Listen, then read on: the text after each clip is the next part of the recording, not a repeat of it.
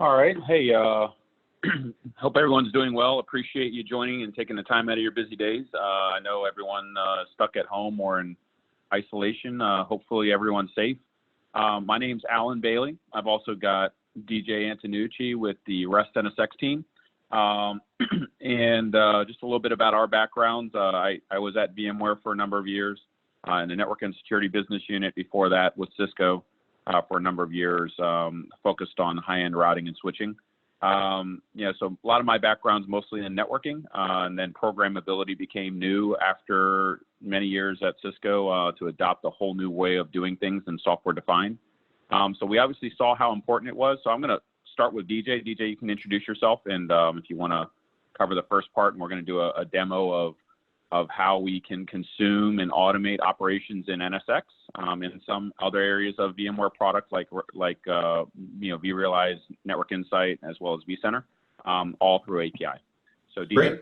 Thank you, Alan. So hi, everyone. DJ Antonucci with ReSTNSX. First of all, a big shout out to Runecast for hosting this event. Very, very appreciated, especially in this time of everything that's going on. So thank you. So we're going to step through just 2 slides here. Before we jump into the demo. A typical demo of our platform goes 1 to 2 hours because there's just so many use cases, but we're going to try and wrap it up as quick as possible. So the first idea is that kind of what Alan was talking about, why we're founded, what we do. And really, we're a bunch of former NSX guys, Cisco engineers, salespeople who started a company to focus on NSX. It's really a software company for improving the user experience and making NSX easier to deploy and operate. So that's our fundamental principle. But what we ended up doing was creating a platform that unified the 3 pillars of any software strategy together, which was how do I automate processes, how do I operate the technology, and then how do I troubleshoot it. So we combined all 3 into a single platform. So that's kind of where we started. On the next slide here, we kind of look over our product portfolio. Obviously, ReSTNSX is our company name, but it's also our flagship product, which is in the bottom left there. So ReSTNSX focus on those 3 pillars we were just talking about. And this is regardless if it's NSX-v or NSX-T. And then we have another platform called MAT, so Migration Assistance Tool, that is helping our customers migrate from NSX-v to NSX-T in very, very unique ways that no one else is doing in the industry. Then we have Fabrics, which was capability of joining disparate security domains together. So for example, if I have NSX for my virtual environment, my microseg policies there, and I have, say, Panorama, Palo Alto for my edge physical, I'm managing those separately. So the idea is that how can I bring the security domain together from a configuration perspective so I don't have to have all these different touch points in my environment. So that's another platform. Then DubScrub, which is a tool. For the sake of time, we're going to focus primarily on ReSTNSX and what it does and how it makes your life easy. Great. Thank you, DJ. I'm going to stop sharing for just a minute so I can share my browser that has the application open. So just stand by 1 second, please. Yep. And while I was doing that, any questions can be put in the chat window, which I will address, so Alan can focus on the content.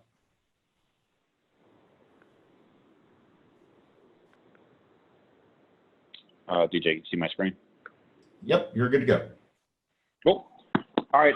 So this is, if you look at what ReSTNSX does, its main focus in life is to focus on API consumption for NSX. Now, the reason we do that is, most of our customers, they've got, if you look at your average NSX customer, there is obviously a prerequisite of knowing what NSX is and what its function is. But NSX, for those who haven't deployed it yet or are looking to deploy it, is a full network and security software-defined stack that VMware offers. So imagine instead of having to put your feature set into physical boxes that are continuously replaced and packets have to go to it to be processed and injected with security and other network functionalities, is it brings that same intelligence into the hypervisor. So being able to say, if I want to take security and do things like microsegmentation, saying what this VM can't talk to this VM, even if it's on the same VLAN, without having to obstruct or shoehorn its packets into some security appliance, you can do that and do it in a distributed control plane fashion. Now, what ReSTNSX does is it takes NSX to a whole new level. It doesn't just help bring ease of operations and API consumption to NSX. It also allows you to, because it's using API, bring new features that aren't even in NSX, such as really deep granular role-based access control, governance, approval chains on workflows, multi-tenancy from a management perspective, and we're going to cover some of those things. But the first thing to note is that ReSTNSX itself is really just a virtual appliance. You download it, it's an OVA, you're up and running in about 5 minutes. It's got a Linux hardened backend, and once you're there, you kind of go in, you're staring at this screen with no data on it. And the idea is that ReSTNSX, one of its very first use cases, is to be able to bring a manager of managers, as you could say. Like, so if I have, 5 or 6 or 7 or 70 different NSX managers, I can bring them under one single management plane, give me unified reporting, granular RBAC, and all kinds of other feature sets that would typically be spread across many different managers. So the very first thing I would do is add, data sources. So from a data source perspective, we support all versions of NSX. It could be NSX-v 6.3, 6.4, NSX-T 2.3, 2.4, 2.5, and up and coming 3.0 with Federation and all the other cool things that are coming in NSX-T 3.0. And it's really as simple as just saying add data source. Once I've added a data source, and you'll notice we'll have vRNI in here, we can also add Panorama. There's other products that we can ease the consumption of API with as well. So I can also group these things together, and where that's important is we have customers that have gotten into this level of sprawl with their NSX managers. For example, we have some customers that are running NSX-v for their virtualization workloads. They've got one in dev, test, and prod. They've got NSX-T for containers and cloud consumption, and some that have multiple data centers that have different fabrics, and each one's disjointed, and they got multiple NSX-v instances. So if you imagine one of those customers that has many NSX managers, our largest has 77 different NSX managers globally. So if you imagine that customer, when they want to create a firewall rule, they're logging into literally 77 different places to create that rule. And they've kind of created these API scripts to help make their process easier, but it's definitely not streamlined. There's no supportability behind it. They make a mistake, it's hit 77 different places. There's no state between it, no way to roll back. So we try to bring the enterprise feature set and supportability to API consumption. It's really what's behind the scenes here. So everything you see is all done through API. And when I add these data sources, I can quickly switch between them if I want to. If I want to manage T in one pane, V in another pane, we support both T policy and simplified API. So you can switch and choose between which API you're working in. But the idea is that you don't even have to know a single API call. Once I've added these NSX managers, the APIs itself will be displayed to you, and you can use them in some of the tools like you had heard in earlier sessions with Ansible and things of that nature. I can create a workflow that will expose the API to me that I want to do, like an intent-based workflow, take that API call and use it in another platform, like Ansible, for example. Once I've done this, I can switch between my NSX managers very easily. So for example, I'm switching to this 6.4 instance right now.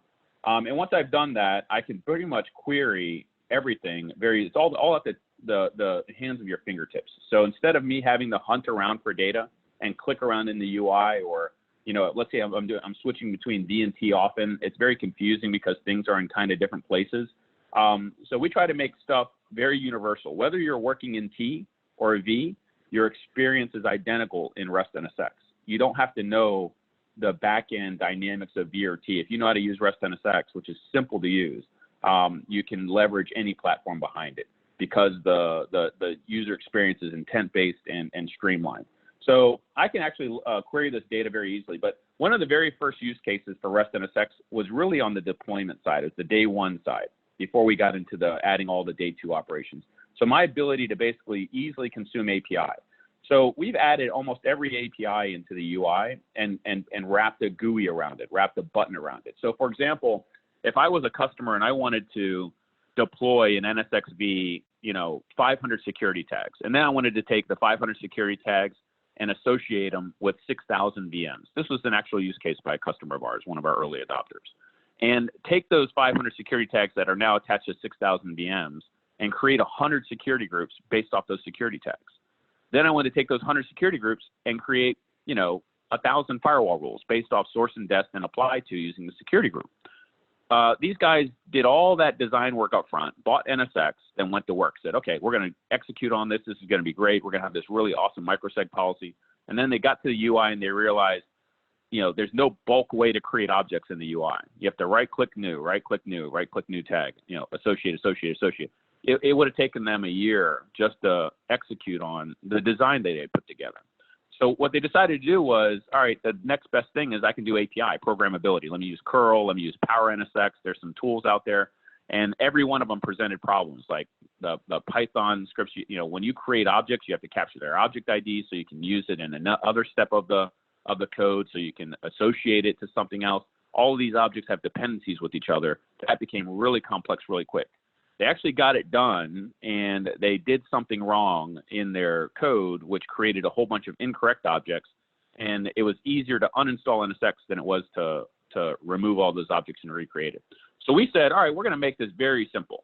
And instead of you having to do all this code, if you want to create a bunch of objects, we can do one-off objects, and this is just a workflow way. We also support day 2 operations where you can just go create it just like you do in NSX. But if I want to do it via workflow, we have these templates for every object out there, whether it's tags, logical switches, DLRs, tier 0, tier 1 routers, whatever you want. And I can use this template, download it, or upload it and use it. And I'll just show you an example right here. That's customer 100. I can actually create these security tags. It's not creating them on the system yet. I can create an unlimited amount of objects, whether it's thousands, and we have customers who are regularly creating thousands of objects a day for service providers, for example, AT&T, Verizon types of customers. And here I have these 10 tags I want to create.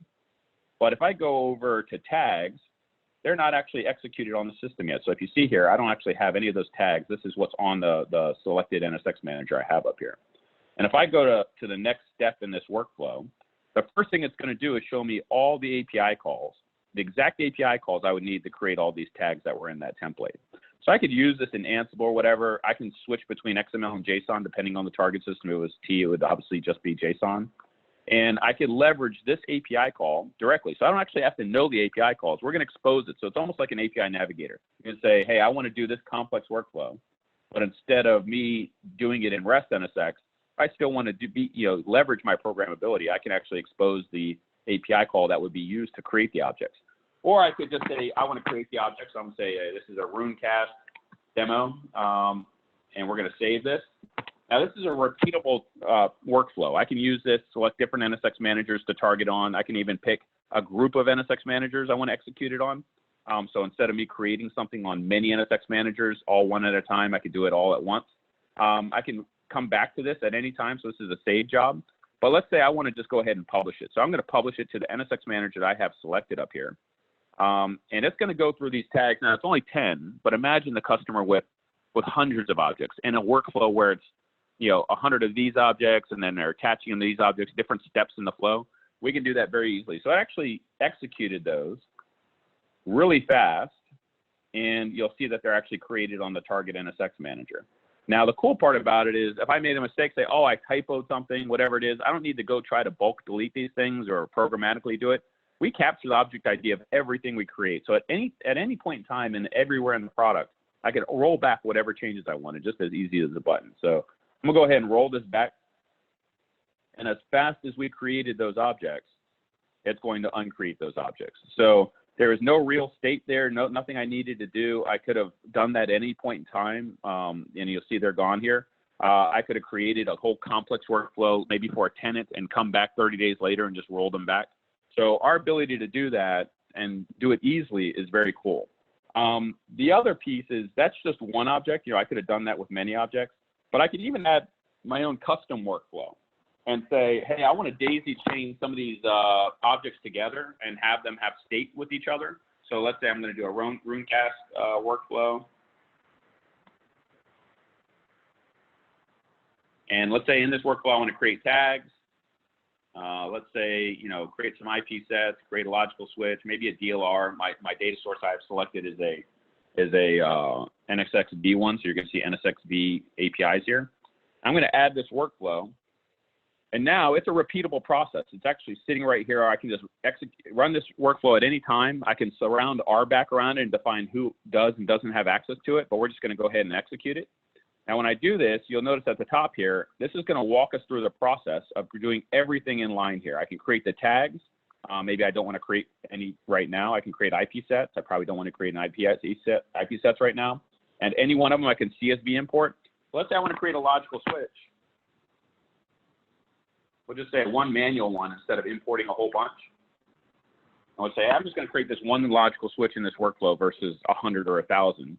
And then in my next part of the script, you'll notice that if I create an object in one earlier part of the script and I want to use it in a later part, it's actually going to present it to me to be used. So that's another hard part about programmability is if you put a script together that creates an object and that uses that object to attach to, or something that you need to do as a part of the script to continue, if you don't have the object ID, you can't continue. So you got to use variables, capture those object IDs, dump them in there. We've done all that code for you. So we try to make consuming the API of NSX as easy as possible, yet as versatile as possible. So I can do almost unlimited type operations without having to, know a single API call or reference a single line of code.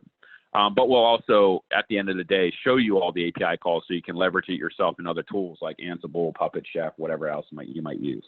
So that's pretty much where this product started, was getting the API calls defined so I can leverage them.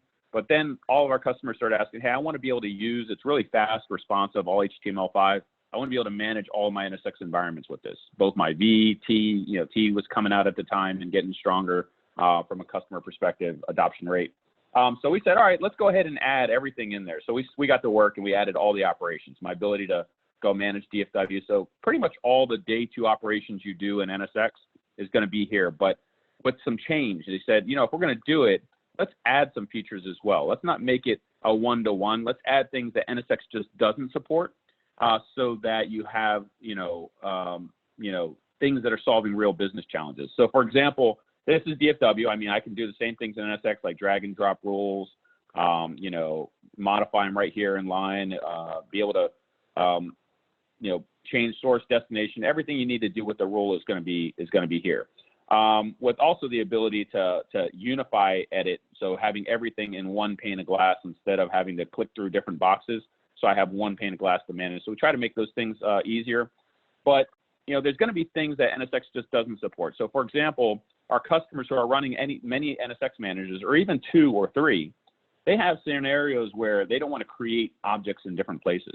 Firewall rules are one of those things. We have the ability to click a section or all the firewall rules or an individual rule, and basically copy these rules from one NSX manager to any NSX manager or groups of NSX managers. This is very important because, like some of our customers, like in service provider world, Comcast is one of our customers, and they basically have many rules they're copying from one environment to the other. So, instead of having to just log into many places and create the same rule, we can just create a group of NSX managers and deploy the entire rule set to that group of NSX managers, or an individual NSX manager. So my ability to basically select a group or an individual NSX manager and deploy those rules is great. And what we can do also is say, hey, you know what? If there's dependency objects that don't exist on the target NSX manager, we can check a box and say, create those. So if it's using an IP set as a source, a security group as a source, cluster or data center, even if the target NSX manager does not, or vCenter does not have the inventory of the local vCenter that the NSX manager is attached to, we'll expand that. We'll get the effective members, the actual IPs, dump them into an IP set on the target NSX manager, so that at the end of the day, it's an equivalent rule set. So even if you don't have the rule set there that has the dependency objects, obviously works really well if you're just using IP sets. But if you're using VMs and things that don't exist over there, we'll turn it into an IP set for you so that at the end of the day, it's the same rule set. That's been very effective for some of our customers. That's just one example of optimizations we'll put into the different areas of operations. Another one's troubleshooting. So for example, when you institute microseg, it gets very difficult to troubleshoot sometimes because you don't know where the problem's happening. If one VM can't talk to another, it's going through a DFW rule set, I may need to, go troubleshoot that VM, and I can easily just select the VM, analyze it, and see all of the effective security that's been applied to this VM, what security groups it's a member of, what effective members that has defined in the firewall rule list it's there, the DFW status of the host he's on. It's all presented to you on one pane of glass, or the ability to just kind of see the relationship of security to objects. Is an object got, this is the VM, what security groups is that VM a membership of, what DFW sections and rules does he apply to, what host is he on? I want to put everything in one pane of glass for me to troubleshoot. So we bury these troubleshooting icons everywhere. One other example, just to cover it before we move on, is in load balancing, but we have them in pretty much every section. And this is something that doesn't exist in NSX at all. So if I'm troubleshooting a load balancer in NSX1, I got to find the right ESG or tier 1 that I'm referring to versus seeing it all in one pane of glass. 2, I can just click a button and troubleshoot, and it's going to go out and run a whole bunch of central CLI commands, API calls, everything that is a best practice for troubleshooting that load balancer, and tell you exactly what's wrong. You don't need to actually go to the best practices guide or the troubleshooting guide. Those have been examined thoroughly, and our guys have developed it into a button so that you can just click the button, it goes out and runs the API calls and central CLI commands for you, checks it against the best practices, see if it's what's required, and then sends it back to you and tells you where you have problems and where you don't. So very effective way to just add operational efficiency to the product NSX that just doesn't exist there today. Some other areas would be, for example, the granular role-based access control, which is incredibly popular because there's no way to do this in NSX. In NSX, you've got some very high-level groups like security admin, security auditor. In T, it's no different. You've got these different high-level groups, and you put a user in there, and they have access to pretty much everything in that section, like security, for example. For us, we institute a very, very granular role-based access control. I can define Active Directory integration for single sign-on, and I can do on-box groups, and I can take an Active Directory group or a local group and basically say, instead of, let's just call this a Roomcast demo group, and under here, I can basically get down and say what a user has exact extreme access to. If I want DJ, for example, to only be able to view security tags, I can check that box and he can do nothing but view security tags. I can say that Jami has the ability to create and edit IP sets, or Nate has the ability to edit, create, and view DFW exclusions. So I can get really granular in every area of the product and determine exactly what a user has the ability to do. I can even do that at an object level. So we have a lot of customers in the US federal service provider market that they need the object level RBAC. So I can actually say, not only can I say DJ can only view security tags, I want him to only be able to view this specific security tag on this NSX manager. So when I do this, he only has the ability to view this tag. Or if I want to add some more objects here, I can do that. Or I can say every tag that begins with this name on this NSX manager. So I can get very, very granular here, all the way down to an object level or section level or whatever you're looking at, a rule level, and say, I only want this person to be able to do X. That gets even better when you tag objects, because I can say in NSX-T, which you can tag everything, not just VMs, that this person only has access to these objects that are tagged with this tag and scope.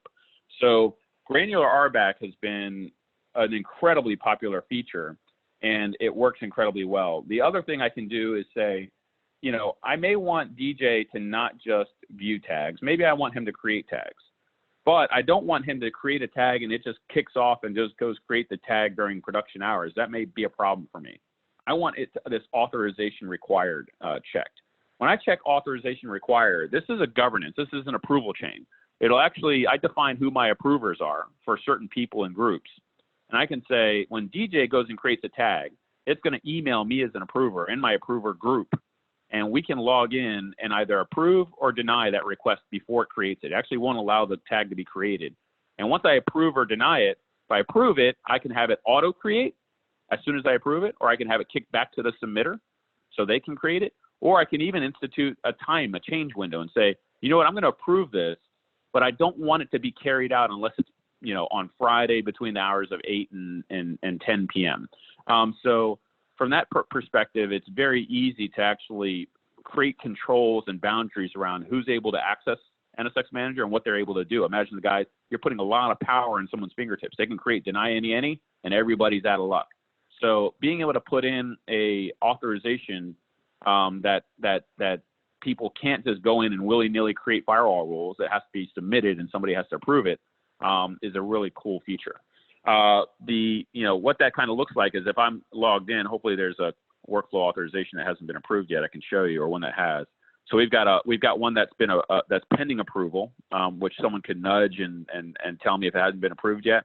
It'll actually show me the exact JSON that's trying to be executed on that target NSX manager. So not only will I see the request as the approver, I'll see who submitted it, what status it's in, what the notes are, what the actual work that's going to be done. It's going to create an IP set, but let me see the exact API call that's being made. So I can actually get really down and dirty into what is being approved, which is really good. Another piece of the product that is incredibly popular is the reporting. In NSX natively, and again, all of this is done through API. NSX at every point in time is the source of truth for all data. So meaning, in NSX, if I use ReSTNSX, I can still manage NSX through NSX and switch between them interactively if I want. There's no requirement to do things in ReSTNSX because NSX is always the source of truth. When I do these reports, it's a big example of that because in NSX, the reporting structure is very much, things are up or down. What's the status of services and components like DLRs, ESGs, et cetera. And then or my nodes, my transport nodes or hosts that are prepared, and also my inventory. We give you all that same stuff, but at a much global view. So if you notice, I've got all my NSX managers I've got added here. I've collected on all of them. I can show you trends of, dates and time and show you which NSX managers or objects are being created across the board on these different NSX managers. So my ability to actually get a global view and see and make sure I'm spreading out my load across my NSX managers effectively, specifically for larger customers, is very important. But what's even more important is I can actually go deeper into any NSX manager. So let's pick one of these NSX managers and say, I want to run a report. Let's see if this guy's actually got any data. So he's got a few reports here. Let's look at the other day. So this is April 2nd. When one of these reports was run, and we can collect them every single day and email them, whatever you need to do. Now, when I click the second, I can actually see this is a full run book of this environment. It's got every firewall rule, every tag. I can expand it, see when tags were created by who. So this is like a very deep dive into your entire environment and its inventory. But the cooler part is I can actually go back into here and say, I want to compare this to a different NSX manager and on a different day and say, are these two in sync? Or I want to compare it to itself on a different day. This is very cool because it's running like a DVR. I can say, let me compare for April 2nd to February 10th. And what it's going to do is it's doing a diff on the entire inventory saying, hey, this guy over here had these rules on this day. This one had these rules. And these, it's not just a count because it could be the same quantity of rules, but different names or object IDs or whatever, rule IDs. So you notice here, I've got a whole bunch of things that have changed, right?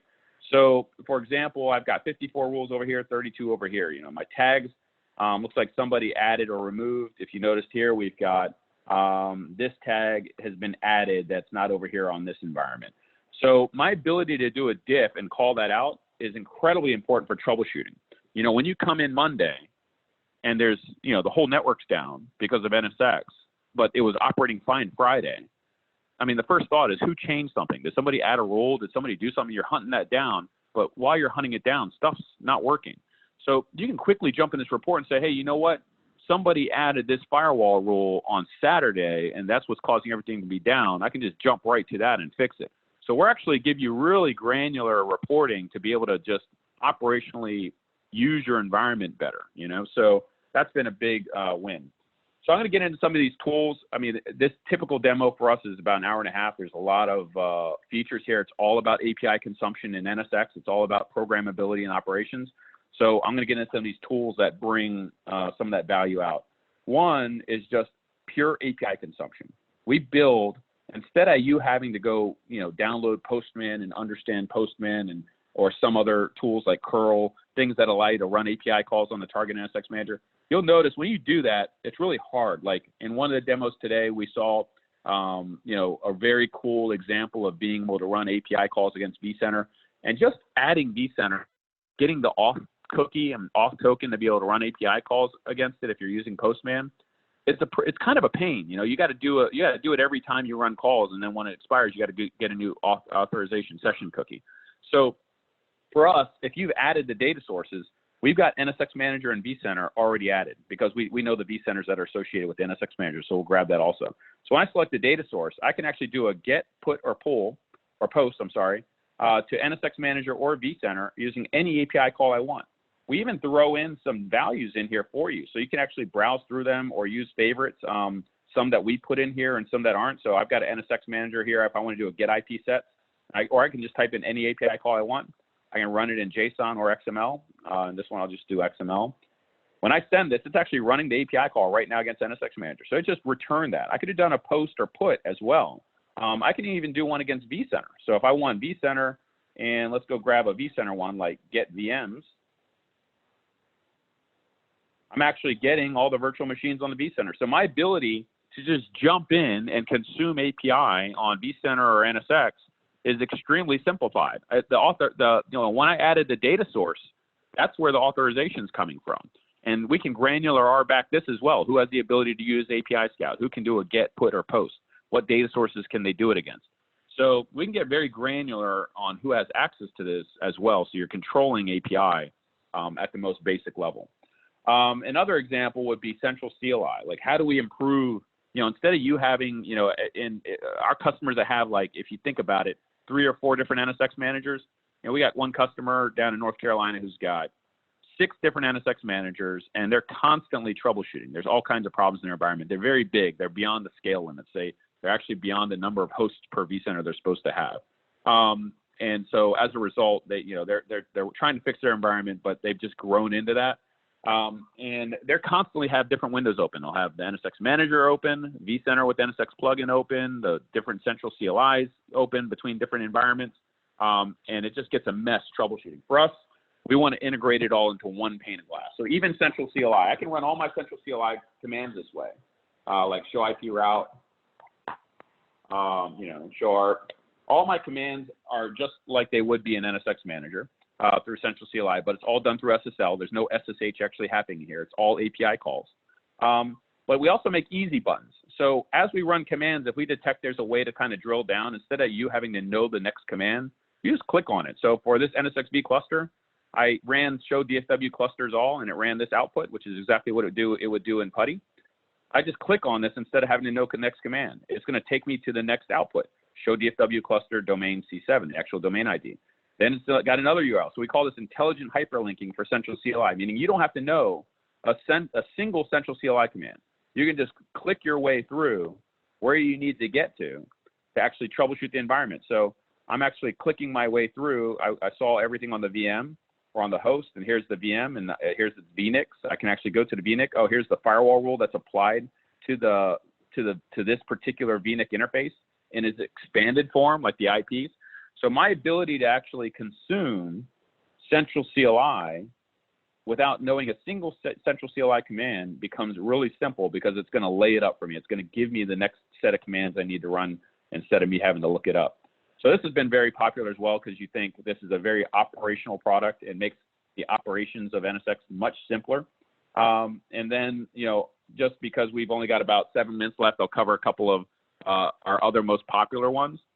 Which is security planning. Obviously, security planning is incredibly imperative, right? Because 90% of the people who use NSX are using it for microseg as their primary use case. So microseg is the ability for me to say this VM can't talk to this VM all the way down, even if it's on the same VLAN, so at the most micro level. Now, it's very hard to do that when adopt NSX when you've never had security down at that layer before. If you've had perimeter security with physical firewalls, they're only worried about what they receive. So typically VLANs or VMs in the same VLAN don't go through that firewall. So if you go in and put in a very restrictive firewall rule list at the NSX layer, you end up blocking traffic that typically would be allowed. So in this instance, vRNI has been a very popular product because what it'll do is actually look at all the VMs and how they communicate to each other across the VDS. You add the VDS as, when you add the vCenter as a data source in vRNI, you can actually turn on IPFix on the VDS. It'll start collecting NetFlow packets or IPFix packets and see exactly who's talking to what. And because it knows who's talking to what, because it's seeing every flow, it can actually recommend a firewall rule list for you. But it's not that simple. It's kind of sold as, hey, I can go, turn on IPFix, receive all these flows, and then lay you up this recommended firewall rule list, and then you hit a button and it's published to NSX Manager. It's not really that simple. It'll give you the recommended rule list, but you've got to go define what is going to be the security group. Is it going to be, applications or VLAN based or whatever else, other mechanism you're using? Most will have to go define applications. So you spend all day defining, some of my customers have thousands of apps. You spend all this time defining the applications. Then on a one-by-one basis, you're looking at the apps and their recommended rule list. It can become a nightmare. And there's no easy way to get that from vRNI into NSX Manager. So what we'll do is we'll actually, sorry, wrong button there. We'll actually allow you, because we can add vRNI as a data source, we'll go take the same flows we learned from vRNI. We'll allow you to determine the date you're looking at and how many flows you want to see, what type of flows they were, what cluster those flows were. But we're going to auto combine the rules based off common destination, common service, or source. We'll let you choose instead of having to use the vRNI recommended rule list, because most firewall rules are basically built off common destination or common service. If 100 VMs are talking to this one VM at port 80, that's probably a web server. So we'll create a rule allowing those 80 VMs that we observe to talk to that one at port 80. So we can actually do that. We can set exclusions, don't do this. And at the end of the day, we end up with a firewall rule list very similar to this in our firewall format. And we can take it, all the vRNI flows that we see, expand them into VMs, collapse them into IP sets, drag and drop them onto one another if we wanted to. And once we do that, we can just select those rules and publish them directly to NSX Manager. This is all coming from vRNI. So we actually create that easy button. So there's about 3 minutes left. I know I want to get to, there's a lot more stuff here like multi-tenancy and admin plane, a lot more programmability. This is really all built around API consumption. Everything we do against NSX is all leveraging open APIs that they publish. Every version that comes out, as soon as it comes out within 30 days, all those new APIs in that new version is in the product. So I'll open it up now for questions if anybody has any. I'm not sure if there's been any in the Q&A, but if you got any questions, please call it out. I'm happy to answer it, and with DJ or schedule anything, follow up from there. And again, thank you for your time, guys. I know it's a lot to sit through some of these. Sometimes it's a lot of data we're throwing at you, so do appreciate you guys hanging in there and watching the whole demo. So very much appreciate that. Yeah, absolutely. If I guess to close it out, if anyone has deployed NSX, going to deploy NSX, or thinking about it, please give us a call. We not only have a great product to help that make your life easier, but we have a lot of very talented engineers like Alan who have tons of networking experience and NS experience that could help as well. So